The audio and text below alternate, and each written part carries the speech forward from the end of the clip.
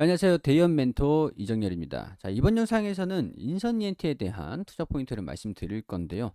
첫 시간인 만큼 포인트들만 간략하게 짚고 넘어갈 겁니다. 하지만 저희 대기업에 오셔서 구독해 주시면은 향후 제가 이 인선 ENT를 깊이 있게 분석을 계속 디테일하게 영상을 제공해 드릴 뿐만 아니라 채널 안에서 이 외의 종목들 그리고 다양한 컨텐츠와 깊이 있는 내용들 모두 제공해 드리고 있으니까 놓쳐서 후회하지 마시고 들어와서 함께 봐주시면 좋겠습니다. 자, 우리 인선 ENT의 다양한 내용들, 그 중에서도 한 가지 굉장히 기업 특성에서 불협화음이 굉장히 많다라는 거죠. 자, 이 내용들을 보면은 제목만 딱 보셔도 아시겠죠? 이게 기사들이 많이 나왔던 내용들인데 국내 연구진이 코발트 물질에서 새 양자 상태 세계 최초로 발표했다. 코발트를 재활용하는 사업을 주목을 하기 시작했다라는 내용들, 그리고 고양시에서 인선 ENT 영업 허가를 취소해야 된다라고 촉구를 하고 있다. 어떤 사업들이 있는지, 이러한 이슈들이 굉장히 많이 국가에 영향을 끼치고 있는지 디테일하게 깊이 있게 하고 들도록 해볼게요. 자, 자동차 재활용 사업도 하고 있고 관련돼서 폐배터리 수급도 뭐 하고 있고 매립 사업도 하고 있습니다. 자, 우선은 사업 부분 중에서 한 가지 건설 폐기물 중간 처리 사업을 또 하고 있는데요. 이 건설 폐기물 같은 경우는 콘크리트를 순환골재 생산 플랜트로 준공화하기 위해서 좀 처리를 하면서 다시 재가공해서 납품하는 그런 사업이라고 보시면 될 것 같습니다. 이 건설 폐기물을 중간 처리하는 사업이 이 인선 ENT가 가지고 있는 매출 중에 가장 높은 부분들을 차지를 하는 매출 비중입니다. 쓰레기가 돈이 된다라는 말들이 정말 거짓말이 아니라 굉장히 거의 80% 비중을 차지를 하는 건설 폐기물 중간 처리 그런 사업을 하고 있는 것들이 있고, 자, 이거는 이제 또 관련된 내용이긴 한데 순환 골재를 다시 재생산해 가지고 재활용을 해서 납품하고 있는 그런 사업을 얘기를 하는 것들이고, 자, 폐기물 처리를 수직 계열화로 구축을 했다라는 것들인데 이거는 매립 폐기물을 최종 처리하는 과정들. 그러니까 매립 폐기물입니다. 이게 단가가 사실 굉장히 괜찮거든요. 건설 폐기물도 뭐 그렇지만 폐기물을 결국 매립을 해야 되는데 이 매립하는 것들은 부지가 필요하고 환경 사업이기 때문에 단가가 수익성이 굉장히 좋습니다. 하지만 이 매립 사업에 대한 전반적인 그 시장의 경쟁이 너무 치열해지고 있는 상태이기 때문에 매출 볼륨이 좀 줄고 있는 것들이 경쟁이 부지는 적은데 경쟁이 그만큼 치열해지고 있으니까 아무래도 매출에 영향을 좀 가고 있는, 이게 사실 주가에 좀 영향을 좀 많이 가는 상태입니다. 어떻게 순환이 좀 되고 있냐면 이 매립이 이익이어도가 이익에 대한 기여도가 높은 상태인데 이 과열이 계속 되잖아요. 그러면은 반입량이 좀 이제 단가 반입량하고 단가 자체가 하락하는 효과거든요. 왜냐면은 야 쓰레기 내가 좀 더 싸게 살게. 좀 더 싸게 살게. 이렇게 경쟁 자체가 좀 깊어지는 겁니다. 자, 그런 상태에서 지금 건설 경기 자체가 그렇게 좋지는 않은 상태잖아요. 근데 여기 보면은 건설 폐기물, 우리나라의 땅덩어리가 너무 좀 촉구해 있다 보니까 건설이 재개발하는 것 말고는 건설 폐기물, 건설이 짓는 것들도 경기에 굉장히 좀 밀접하게 관련이 좀 있는 상태라고 볼 수 있을 것 같은데 이 건설 폐기물이 많이 나와야 적당한 가격에서 매입을 할 수가 있는데 건설 폐기물이 많이 안 나오는 상태에서 경쟁이 너무 심하다? 그러면은 조금 더 비싸게 파는, 건설 폐기물의 단가를 내가 파는 입장이면 비싸게 쳐주는 게 더 맞잖아요. 사람 입장이면은 좀 더 싸게 매입을 해야 수익률이 높아지는 거지만 이런 식으로 단가 경쟁이 좀 많이 과열되고 있는 양상이다 보니까 이익 기여도가 높은 이 매립 사업에서도 영향이 좀 가는 겁니다. 자, 그러면은 이 매립 사업에서 쓰레기를 저렴하게 매입을 가져와 가지고 비싸게 매립을 좀 해줘야 되는데 폐기물 자체가 우리가 매입을 해주는 것 자체가 내가 싸게 매입을 해줄게. 건설 쓰레기를 사오는 것들은 비싸게 사와야 되는 그런 환경이 지속이 되고 있다 보니까 매출에 영향이 좀 가고 있다. 라고 간단하게 정리를 할 수 있을 것 같습니다. 하지만 자동차 쪽에서도 폐자동차를 재활용하는 그런 사업이 있습니다. 이게 폐기물이 자동차 쪽은 고단가로 좀 분리가 되거든요. 고단가 폐기물로 분류되는 이 폐자동차 재활용 분야가 좀 수익성이 좀 나오고 있는 상태이기 때문에 이 재활용하는 건설 부분, 매립 부분의 그 수익성이 좀 악화됐던 것들이 이쪽 지금 최근에 우리가 전기차로 순환이 되면서 어느 정도 이제 기존의 내연기관차 같은 경우는 폐차율이 좀 증가되고 있는 그런 상태거든요. 그러다 보니까 고단가 수익성이 좋은 폐자동차 이쪽 사업 부분들이 매립 쪽의 수익성이 좀 악화됐던 거를 방어를 해주고 있는 그런 상태입니다. 자, 이거 폐자동차를 사업을 영위를 하는 것들도 보면 인선 ENT 입장에서도 조금 생각을 해 봐야 되는 게 경쟁이 매립 사업이라든가 쓰레기 폐기물 그런 것들 매입 사업 자체가 단가 경쟁 뭐 그런 것들이 너무 심해지다 보니까 이 단가 무리한 경쟁에 내가 끼어들다기보다는 고단가가 있는 다른 관련 사업이 뭐가 있을까라는 것들을 고민을 하다가 폐자동차를 재활용하는 이쪽 산업을 선택을 하게 된 것 같습니다. 자, 이런 식으로 폐자동차들도 취급을 하다 보니까 자연스럽게 전기차 수급도 이루어지게 되는 그런 구조를 갖추게 된 겁니다.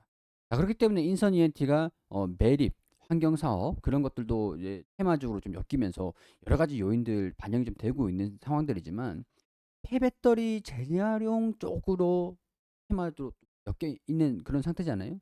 그런 상태인 이유를 보면은 자동차를 수집을 하면서 이런 자동차들로 나온 폐배터리 사업 수급을 하는 거에서는 인선 ENT가 최고지 않겠느냐. 배터리를 재활용하는 그런 기술적인 우위도 굉장히 좀 중요하긴 합니다. 하지만 배터리를 구할 수 없다면 아무리 기술이 있어도 한계가 좀 있는 상태잖아요. 물론 이제 기술은 없지만 수급만 된다 그래서 한계가 있을 수밖에 없습니다. 다만 이 수급 역량도 굉장한 핵심 포인트가 될 수밖에 없다라는 것들. 인선 ENT 같은 경우에서는 폐배터리 해체뿐만 아니라 폐차 관련된 그런 물류 네트워크 이런 수직 계열화 그런 점에서도 좀 강점이 좀 있기 때문에 타 업체 대비해서는 상대적으로 좀 유리하지 않을까 그렇게 해석을 할 수가 있다라는 거죠. 자, 전반적인 환경 사업을 영위를 하고 있다 보니까 매립을 하지 못하고 소각을 해야 되는 쓰레기들도 직접 소각을 하고 있는 거예요. 전반적인 쓰레기 그런 환경 사업을 수직 계열화를 완벽하게 수급부터 소각까지 매립하고 소각까지 다 이제 수직 계열화가 되고 있는 그런 상태이고 그만큼 수익성이 좀 높긴 할 것 같다. 단가 경쟁만 아니더라면 무리하게 매립 단가가 너무 이제 경쟁이 심하지만 않았다라고 한다면 아마 우리나라 땅덩어리가 조금만 더 넓었다라고 하면은 분명히 경쟁력이 있는 그런 기업이지 않았을까. 이 미국 기업이었다면 그렇게 생각을 해보면 굉장히 좋은 기업이긴 하죠. 자, 소각을 하게 되면서 열이 발생을 하잖아요. 원료가 쓰레기지 않습니까? 소각을 하게 되면서 폐열이 나옵니다. 이 폐열은 인근 지역의 에너지로서 공장에 공급을 하면서 그걸 또 이제 수입으로 한 가지 사업 부서로 정의를 하고 있다. 이렇게 정리를 할 수가 있겠죠. 자, 이렇게 사업 구조들을 조금 디테일하게 살펴봤는데요. 이 매출 구조들을 좀 보면은 2024년 6월 30일 기준으로 봤을 때 건설 폐기물 이게 제가 마진이 좀 높다라고 마진보다는 단가가 높다라고 했잖아요. 매출 비중이 높습니다. 80% 정도 수준을 하고 있는 상태고 매립 폐기물 이거는 경쟁이 너무 강해지고 있는 상태이기 때문에 매출 자체가 이렇게 높진 않다. 한 15% 정도 차지를 한다. 매출액도 좀 줄어들고 있는 상태. 신환 골재 판매, 폐기물 처리 과정에서 생산된 부산물을 판매를 하는 것들인데 쓰레기를 좀 정리를 하다 보니까 이건 좀 팔만하겠는데 그런 것들 갖다 파는 거죠. 매출 비중은 2.9%. 근데 쓰레기에서 돈이 나온다라고 봤을 때는 꽤 쏠쏠하죠. 임도 수입 뭐 이런 것들은 1.6% 정도 수준인데 넘어가시면 될 것 같고요. 자, 인선 ENT의 한 가지 포인트들. 국내에 매립 사업을 하는 기업들이 그렇게 크게 몇 가지가 되진 않습니다. 실질적으로 모든 기업들이 매립을 하고 싶어도 땅이 있어야 매입하잖아요. 근데 아무 땅에나 매입할 수 있을까요? 불가능합니다. 그렇기 때문에 그 매립 사업을 하고 있다라는 것들에도 어떤 기업한테는 메리트가 될 수 있다라는 거죠. 자, 지분을 보면은 IS 동서 45% 지분을 가지고 있습니다. 나머지는 지금 유통되고 있는 상태라고 볼 수가 있겠죠. 자, IS 동서의 기업을 보면은 자, 콘크리트 사업 부분, 건설 사업 부분, 환경 사업 부분 빡하게 나오죠. 왜냐면은 이 환경 사업 부분은 폐자원, 골재 판매, 폐기물 이건 이제 IS 동서에서 인선 ENT를 통해서 진행을 하는 거죠. 자, 콘크리트 사업도 하고 건설 사업도 하고 환경 사업 부분도 하고 자, 그러면은 폐기물들이 나올 거 아닙니까? 그러면은 자연스럽게 인선 ENT로 내려주는 그런 구조다. 자, 이 안에서 환경 사업 부분은 폐배터리 재활용 사업에 ISTMC가 추가되었다. 열사의 그런 사업의 시너지 이런 것들을 기대를 하고 전략적으로 진행되어 있는 그런 지분 관계도를 확인할 수가 있습니다. 자, 이제 기업의 주가 분석으로 좀 디테일하게 들어가 볼게요. 자, 시세 현황을 보면은 뭐 지금 이제 촬영하고 있는 당시에는 한 7,700원 정도 수준들. 지금 시가총액은 한 3,600억 원 가량 좀 왔다 갔다 하고 있는 상태입니다. 자, 유통 비율, 최대 주주들이 가지고 있는 그 비율 제외하고는 한 51% 정도가 유통되고 있는 상태. 유동성도 나쁘지 않은. 전반적으로 여기까지만 봤을 때는 시가총액도 적당하고 유통 비율도 적당하다. 그렇지만 왜 주가에는 반영이 좀 되지 않고 있을까? 재물을 보면은 제가 아까 전에 앞서 사업 부분에 대해서 설명을 좀 드렸지 않습니까? 아직까지는 폐재활용, 폐배터리 이런 사업군들 쪽에서도 뚜렷한 매출 변화가 일어나지 않고 있기 때문에 매립지도 경쟁이 좀 심해지고 있기 때문에 매출 비중이 좀 적은 상태지만 성장할 수 있는 그런 원동력이 좀 줄어들고 있는 상태였고 2020년도 당시에는 480억 원 수준을 영업이익을 유지를 좀 하고 있다가 당기 순이익은 350억 원까지 기록을 했습니다. 근데 2023년도 4년도 왔을 때는 영업이익이 330억 원. 2022년도에 확정된 영업이익이 330억 원이거든요. 그렇게 크게 차이가 나진 않아요. 하지만 이제 2024년도, 2025년도는 영업이익이 좀 성장한다. 예측을 하고 있는 상태이긴 합니다. 단기 순이익도 증가될 거다. 지배주 순이익도 증가되지 않겠느냐라고 기대를 하고 있는 상태고. 자, 이 재무적인 부분에서 우리 주가 평가를 좀 봤을 때는 EPS에 대한 부분들도 야금야금 증가됩니다. 아마 폐재활용 그 시장에서 효과가 좀 나오지 않을까 기대를 하고 있는 것들이 있고 자산 대비 주가도 저평가 수준을 좀 벗어나지 않겠느냐. 웃긴 게 뭐냐면 이게 자산 대비 주가 수익률이 한 8,000원, 8,800원, 9,000원 수준까지 왔다 갔다 하고 있거든요. 이 기업이 가지고 있는 자산 대비해서 주가 저쪽 가치가 얼마냐? 8,000원 수준입니다. 근데 지금 주가가 얼마입니까? 공가가 7,730원 수준. 자, 이 자산 대비해서도 이 주가가 못 따라가고 있는 그런 상태라는 거죠. PER에 봤을 때는 17배, 15배 정도 수준. 적정 수준을 유지를 하고 있다라고 볼 수는 있겠지만 자산이 증가되면서 기업 가치가 성장하고 있는 와중에서 주가는 지금 따라가지 못하고 있는 상태라는 거죠. 어느 정도 평가 구간이다라고 볼 수가 있겠죠. 자, 월봉 차트입니다. 과거에 우리가 한 2013년도 수준 3,000원, 2,000원, 3,000원 왔다 갔다 하다가 당시에 2021년도 이때가 언제였습니까? 자, 2021년도 수준 400억 원 영업이익을 기록을 했을 때 2020년도, 2021년도 당시에는 주가가 15,000원까지도 올라갔습니다. 자, BPS 같은 경우도 자산 대비 주가 가치가 한 8,000원대, 지금 7,700원 작년 기준인데 2022년도 7,700원 수준인데 8,000원, 8,800원, 9,000원 수준을 지금 주가가 움직이고 있는 거는 7,000원 수준.